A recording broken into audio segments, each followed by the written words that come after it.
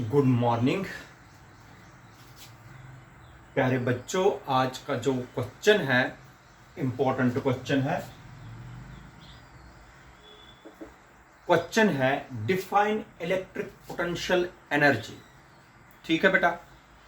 Derive an expression for electric potential energy for a system of 2 point charges. सबसे पहले है electric potential energy है क्या, clear कर दीजिए। ठीक है बेटा। मान लीजिए एक चार्ज है प्लस क्यू चार्ज। ठीक है बेटा, प्लस क्यू चार्ज ऐसे मैंने दिखाया। अंडरस्टैंड करो, इसका इलेक्ट्रिक फील्ड चारों तरफ से ऐसे इलेक्ट्रिक फील्ड है। ठीक है बेटा, क्लियर कर दीजिए। ये एक test charge plus Q naught, और इसको आप लोग बोल सकते हो सोर्स चार्ज। ठीक है बेटा, ये है टेस्ट चार्ज।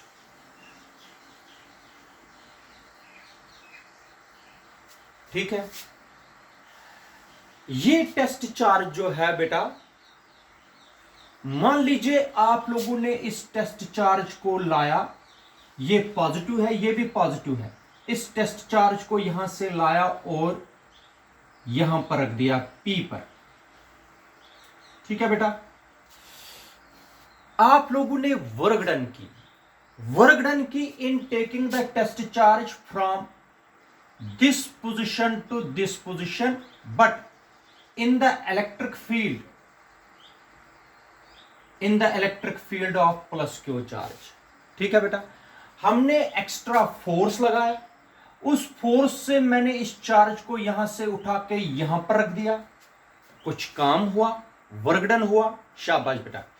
अगर मैं इस टेस्ट चार्ज क्यू नॉट को P पर रख रहा हूं, ये चार्ज पॉजिटिव चार्ज इस चार्ज को क्या करेगा, शाबाश बेटा, रिपेल करेगा, इसको यहां से दूर फेंकेगा, इसको यहां से दूर फेंकेगा, क्योंकि ये रिपल्सिव फोर्स लगाएगा टेस्ट चार्ज पर और ये दूर जाएगा।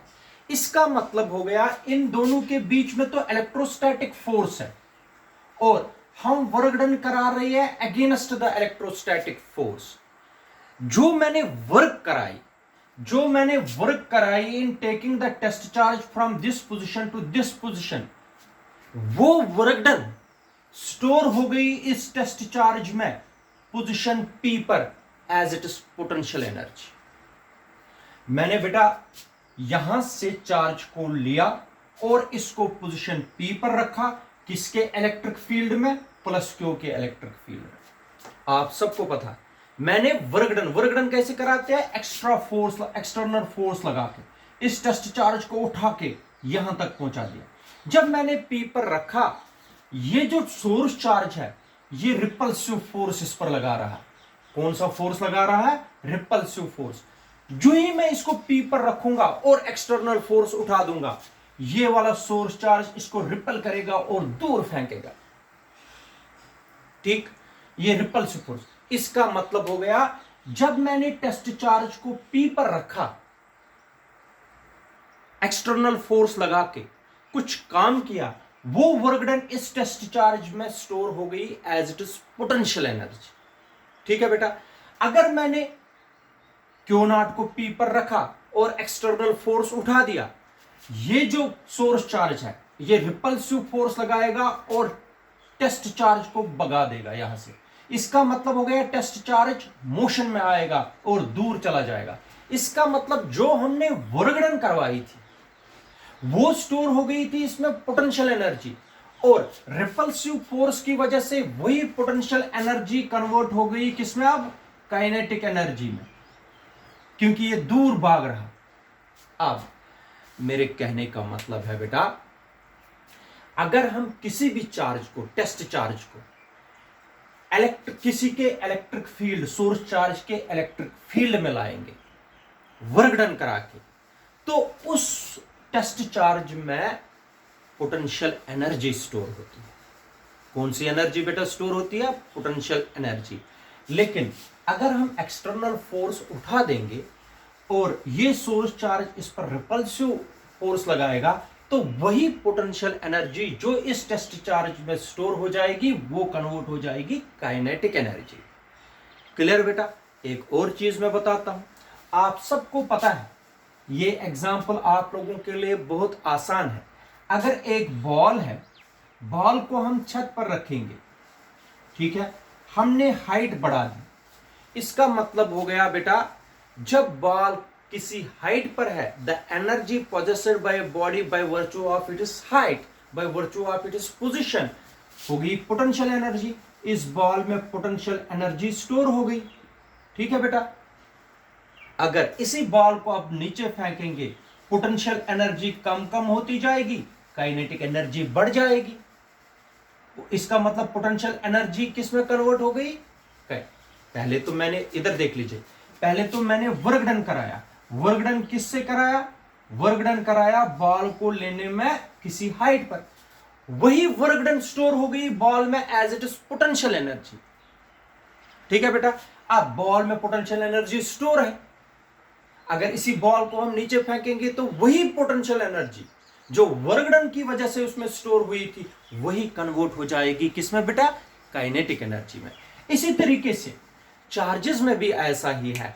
अगर आप लोगों ने वर्क डन कराया, वर्क डन कराया in taking the test charge from any point to a particular point in the electric field, वो वर्क डन उस टेस्ट चार्ज में स्टोर हो जाएगी as it is potential energy, ठीक है बेटा। वो एनर्जी क्या हो जाएगी इसमें store?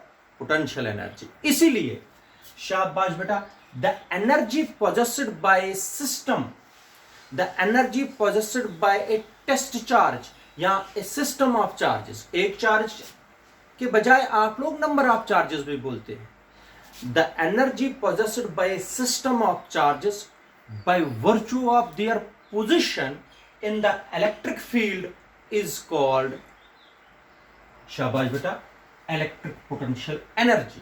What is electric potential energy? The energy possessed by a system of charges by virtue of their positions, उनकी पोजीशन कहां पर है? By virtue of their positions, शाबाश, in the electric field is called electric potential energy. Electric potential energy को आप लोग दूसरे तरीके से भी डिफाइन कर सकते हैं। We may also define the electric potential energy of a system of charges is defined as the amount of work done.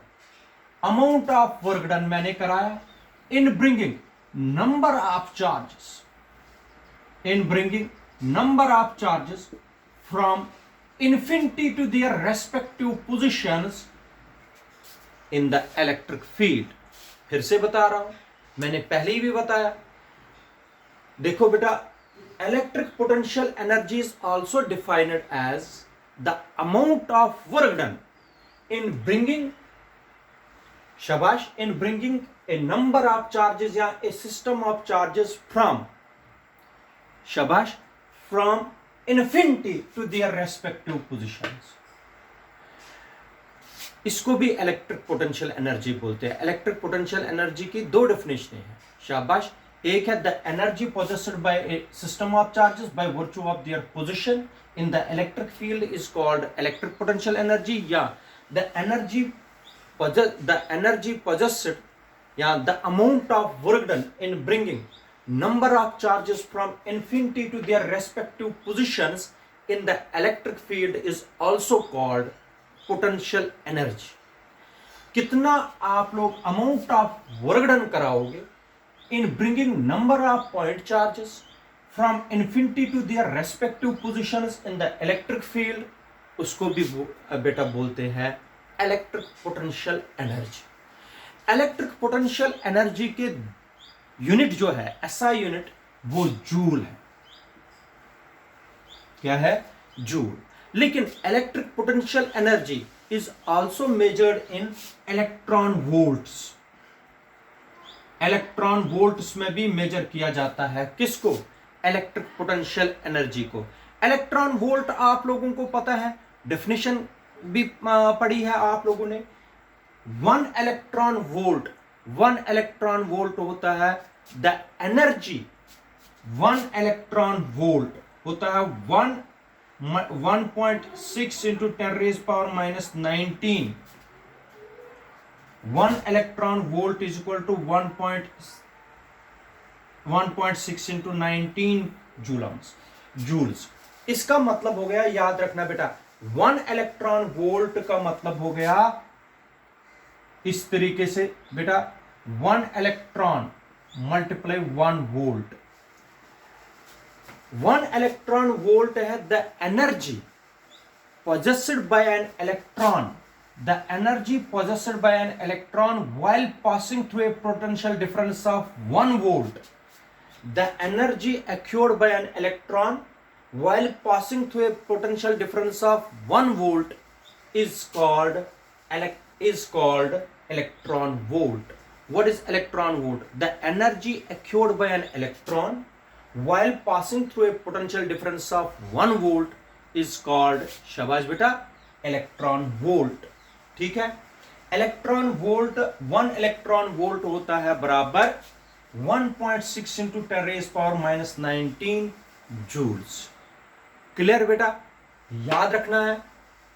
ये हो गया द इलेक्ट्रिक पोटेंशियल एनर्जी। और अब निकालेंगे हम derived expression for electric potential energy for a system of 2 point charges. ठीक है बेटा, क्लियर, याद रखना। तो अब हम निकालेंगे 2 पॉइंट चार्जेस के लिए एक्सप्रेशन। याद रखना बेटा, बड़ा इंपॉर्टेंट पॉइंट है एक्सप्रेशन।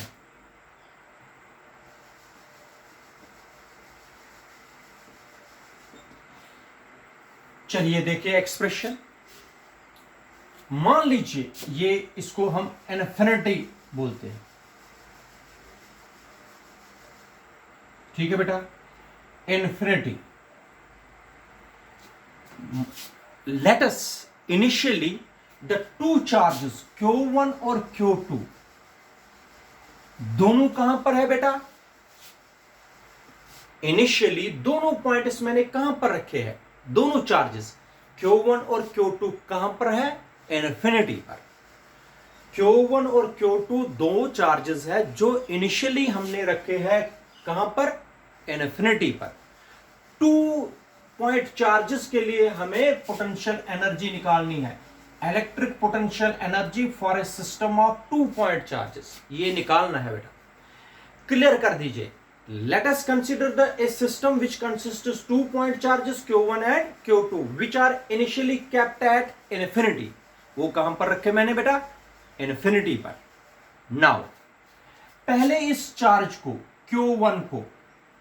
Q1 को मैंने लाया यहां से और रखा A पर।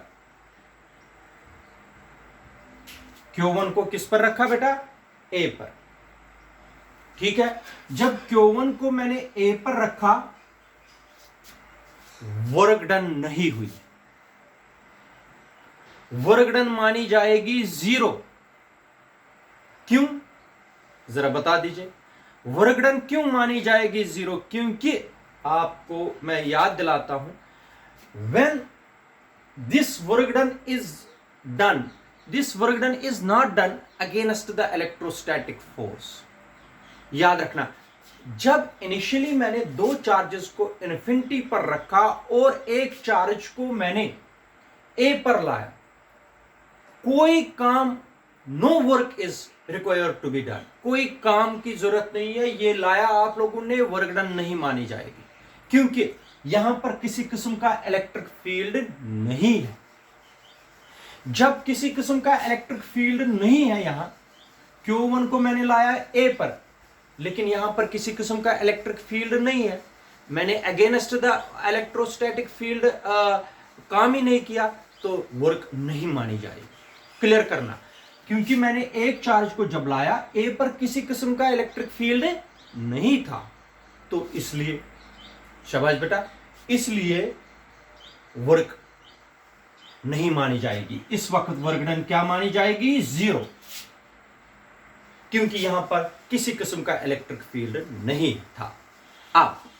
अब ये चार्ज जो है ये चारों तरफ से इलेक्ट्रिक फील्ड देगा, ऐसे हर साइड से इलेक्ट्रिक फील्ड देगा। मान लीजिए आप लोगों ने इसी के इलेक्ट्रिक फील्ड में at a distance of R12 आप लोगों ने किसको रखा? B को रखा। अब B किसके इलेक्ट्रिक फील्ड में है? Q1 के इलेक्ट्रिक फील्ड में। क्लियर कर दीजिए बेटा। जब आप लोगों ने Q1 को A पर रखा, वर्कडन जब कराई तो वर्कडन मानी गई 0, क्योंकि यहां पर हमने against the electrostatic field work done नहीं की, इसलिए वर्कडन मानी जाएगी 0। शाबाश, क्योंकि इसमें पोटेंशियल एनर्जी स्टोर ही नहीं है, क्योंकि ये अगर मैं छोड़ूंगा भी यहां पर तो ये इसको रिपल्सिव फोर्स नहीं आएगा, इसका मतलब वर्कडन क्या मानी जाएगी? 0। आप देखो बेटा, आप लोगों ने क्या किया, इस चार्ज के इलेक्ट्रिक फील्ड में एक पॉइंट डी लिया, कितनी दूरी पर है? R12 की दूरी पर है। ठीक है, जरा आप लोग मुझे बता दीजिए, the electric potential at B, the electric potential at B, the electric potential at B due to Q1 at A, the electric potential at B due to Q1 at A is given by, शाबाश, V1। Q1 की वजह से B पर कितना electric potential है वो देखो, वो हो गया 1/4 पाई एप्सिलॉन नॉट, पढ़ा है, Q1 अपॉन R12। बेटा ये है इलेक्ट्रिक पोटेंशियल का वैल्यू B पर, इस चीज की वजह से, Q1 की वजह से। This is equation number first.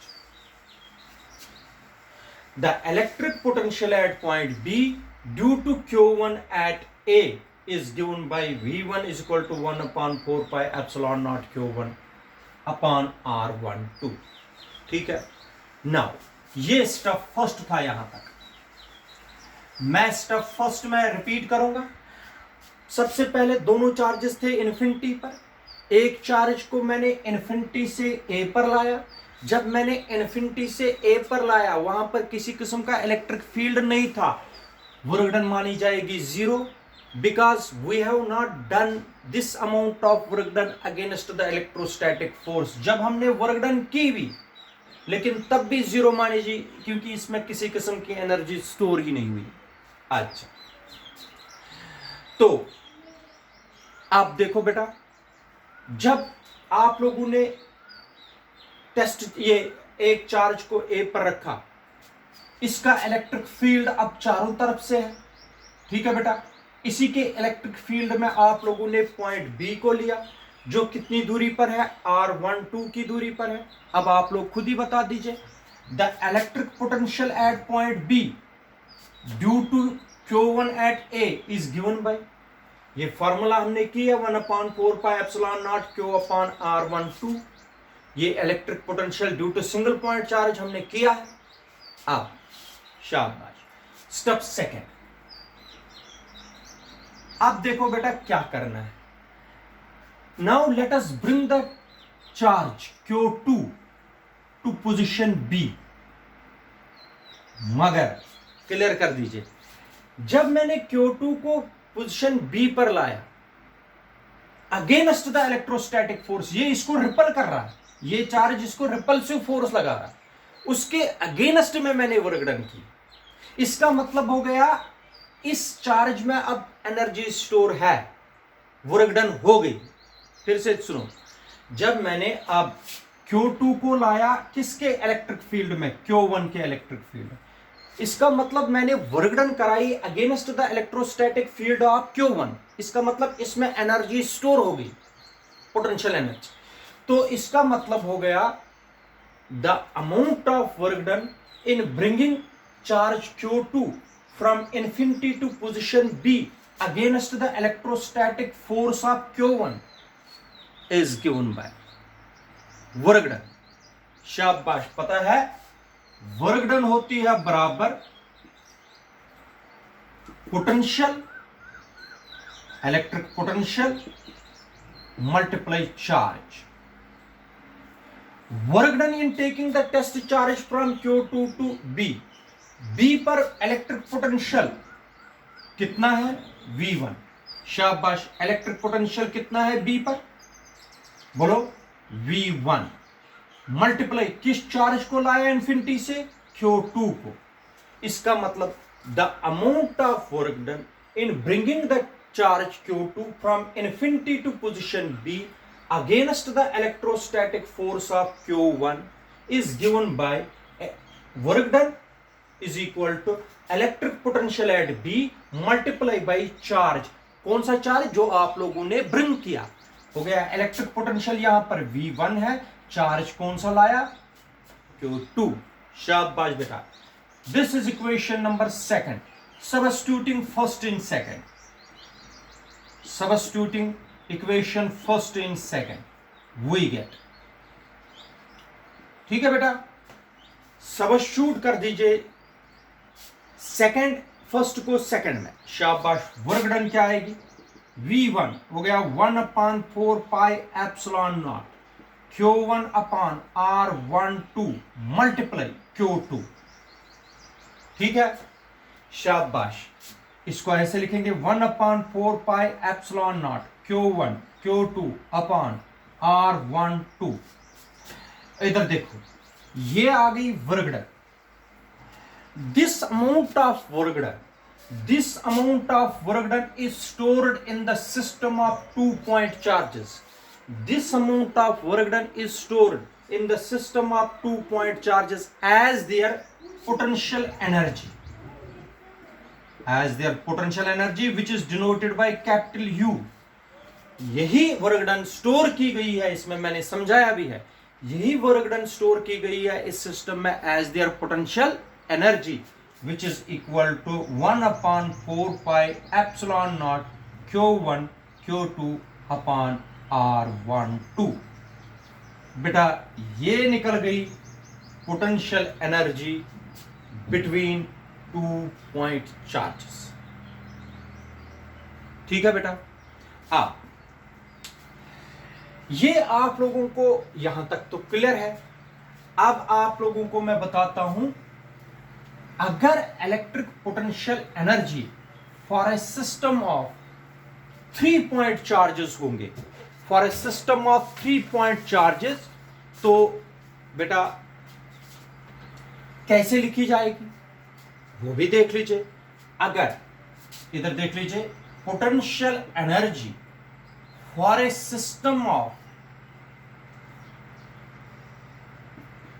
3-point charges,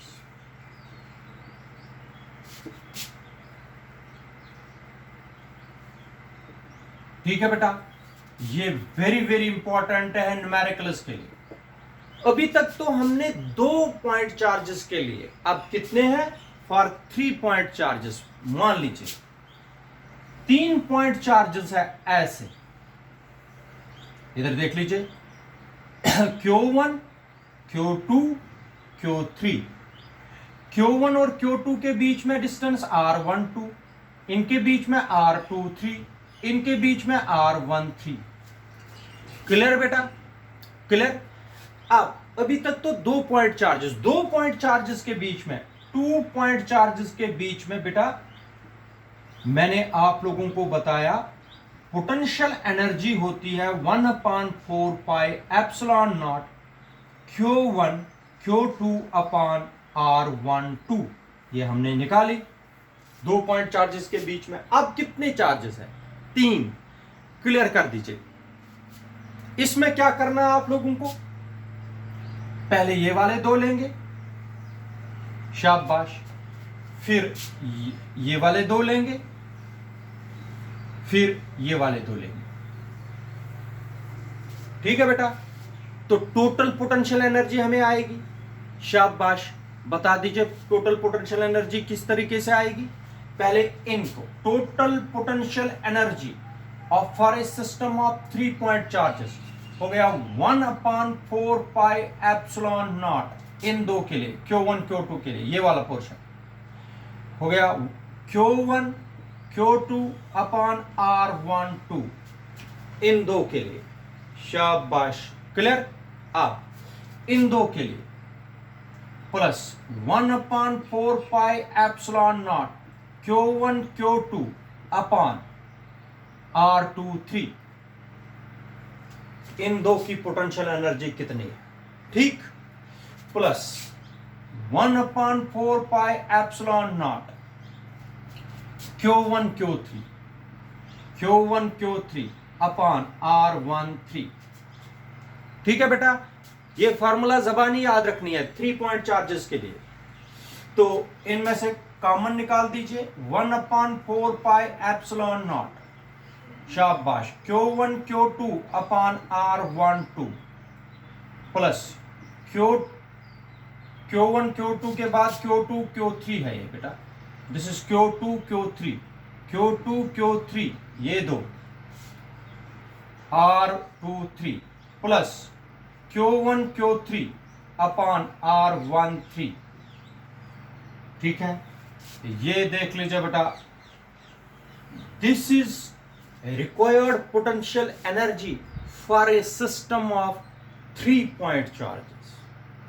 ये 3 पॉइंट चार्जेस के लिए बेटा याद रखिए, ये 3 पॉइंट चार्जेस के लिए आप लोगों को इलेक्ट्रोस्टैटिक पोटेंशियल एनर्जी या इलेक्ट्रिक पोटेंशियल एनर्जी निकालें। ये न्यूमेरिकल्स के लिए भी बहुत ही इंपॉर्टेंट है जो हम आगे करेंगे।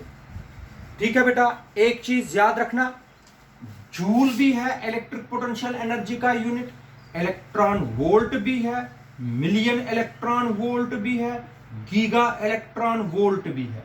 ये सारे joule, electron volt, million electron volt या mega electron volt, giga electron volt, ये सब यूनिट्स है बेटा किसके, इलेक्ट्रोस्टैटिक पोटेंशियल एनर्जी। अगर अब देखो एक एडिशनल क्वेश्चन यहां पर मैं आप लोगों को बताता हूं, वो है potential energy for a system of n point charges. n point charges के लिए आप लोग बता दीजिए, वो एडिशनल क्वेश्चन मैं आप लोगों को सेंड करूंगा, उस पर लिखा है एडिशनल क्वेश्चन।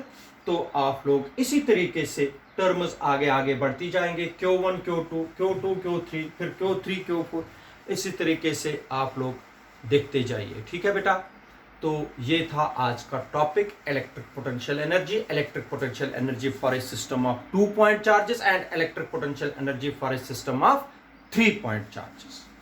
ठीक है, क्लियर? ओके।